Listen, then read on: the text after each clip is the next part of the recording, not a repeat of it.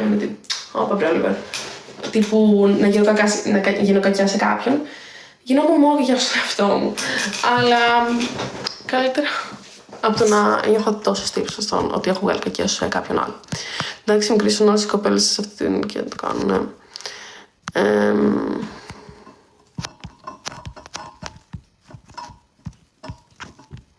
Απλά πραγματικά το πιο περιττό πράγμα. Γεια σου Παναγιώτη, το πιο περιττό πράγμα που μπορείς να κάνεις είναι να σχολιάσεις την εμφάνιση του άλλου.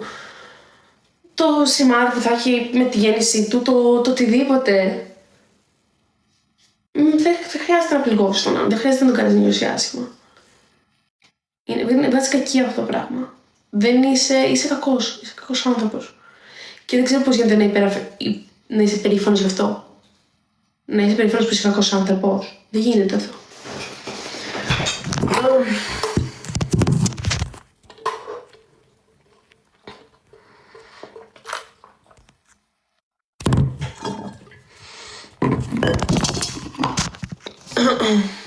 Thank you. Μ' αρέσει πάρα πολύ όταν εμβαθύνω σε μια συζήτηση και έχω την Ναι!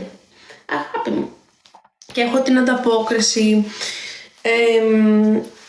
από εδώ και μιλάτε, ξέρω, και μιλάμε μαζί και ανταλλάζουμε, ξέρω εγώ, μου λέτε πώς συμφωνείτε, διαφωνείτε, που γνώμη σας.